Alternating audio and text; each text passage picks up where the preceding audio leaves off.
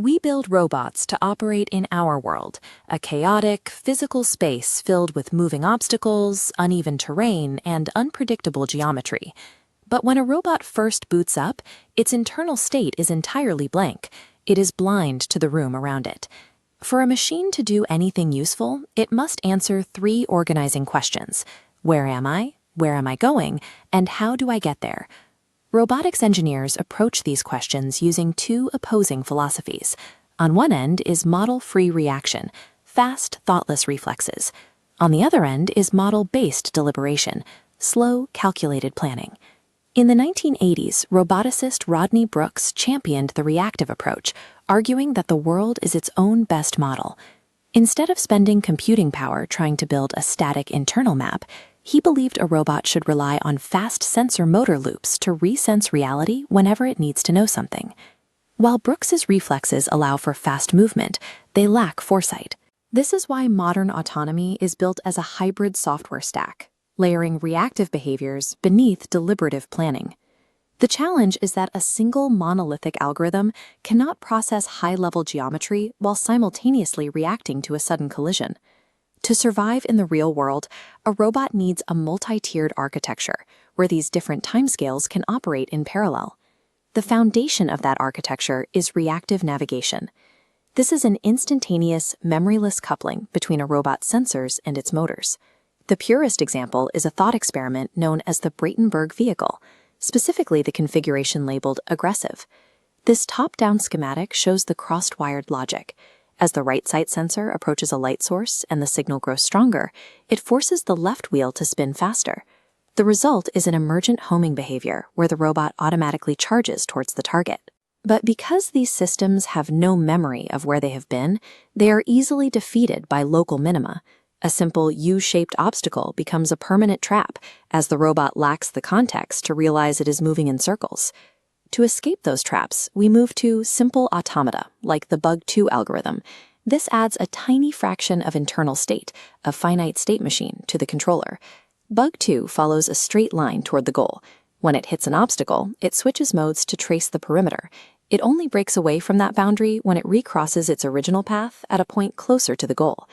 While reactive automata guarantee the robot will eventually arrive, their lack of foresight makes their paths unpredictable and wildly inefficient.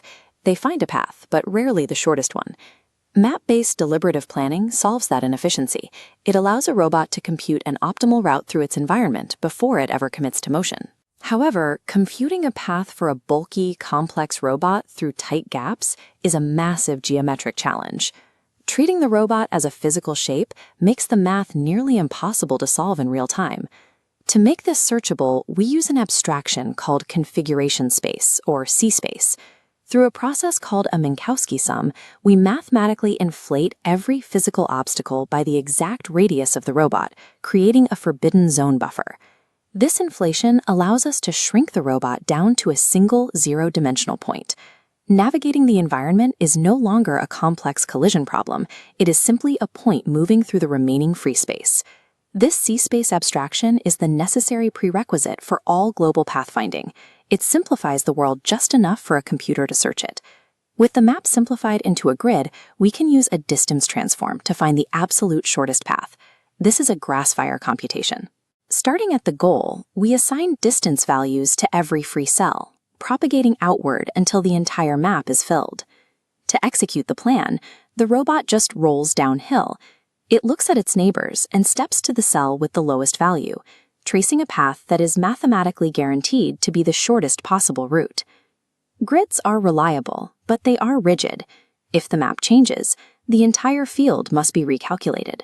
Algorithms like D-star light can repair these fields incrementally, but grids face an even bigger problem as robots get more complex. For an articulated robotic arm with many joints, the number of grid settles grows exponentially. This curse of dimensionality makes grid-based searching far too slow. Instead, we use roadmap methods like the probabilistic roadmap, which replaces the exhaustive grid with a sparse graph. In the construction phase, the algorithm throws random sample points into the C-space.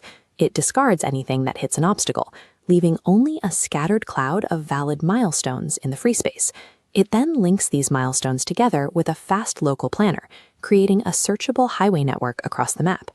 Grids and graphs allow a robot to deliberate and find the best route, but they both assume the robot actually knows where it is sitting on the map. In the real world, wheels slip on dust and sensors return noisy readings. Robots initially estimate their position using dead reckoning, integrating measurements from wheel encoders to project their path forward. This kinematic model shows how wheel speeds translate to position and heading. But if a wheel slips even slightly, it introduces a microscopic error in the heading. That small initial mistake is permanent. Because each estimate is built on the previous one, the error grows without bound. After only a few meters, the robot's calculated position is nowhere near the truth. We correct this drift using a Bayes filter. It is a recursive loop. First, predict the motion, which increases uncertainty. Then, take a measurement of the world to correct that prediction and shrink the uncertainty back down. In robotics, uncertainty is not a failure of engineering. It is a core mathematical property that must be tracked and managed to find the truth.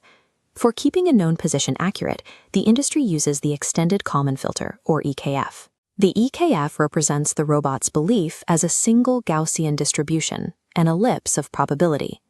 When the sensor identifies a known landmark, the filter uses that information to pull the estimate toward the truth and sharply shrink the uncertainty. But the EKF has a limit. It can only track one hypothesis at a time. If the robot is kidnapped and dropped in an unknown location, the EKF fails because it cannot represent the ambiguity of being in 2 or 3 possible rooms at once. Global localization requires Monte Carlo localization, which drops the Gaussian math in favor of a particle filter. Here, the robot's belief is represented by hundreds of individual particles scattered across the map. Each one is a hypothesis of where the robot might be. As the robot senses the world, we compare those reviews to what each particle should see. Particles that don't match the data die out, while those that do match multiply. Over time, the cloud collapses onto the robot's true pose. The EKF is efficient for tracking a known path, but Monte Carlo localization is what allows a robot to determine where it is from a state of total ignorance. This leads to the final paradox. Localization requires a map, but building a map requires knowing your exact location. Simultaneous localization and mapping, or SLAM, is the achievement that solves both problems at the same time. In EKF SLAM, the robot tracks itself and all landmarks in one giant matrix. Because the robot sees every landmark from its own uncertain point of view, the estimates become statistically correlated, linked together by the math in this matrix. When the robot recognizes a landmark it saw much earlier, an event called loop closure, the math allows it to propagate that certainty backward. The entire map instantly snaps into alignment, correcting the accumulated drift of the entire journey. This vehicle embodies the complete stack. SLAM builds the map and tracks the pose. PRM, or grid planners, deliberate the optimal route, and a reactive layer runs underneath it all to handle immediate obstacles. True autonomy is not the result of a single calculation, but of a layered orchestration, the fast reflexes of reactive survival, the geometric foresight of global planning, and rigorous management of mathematical probability.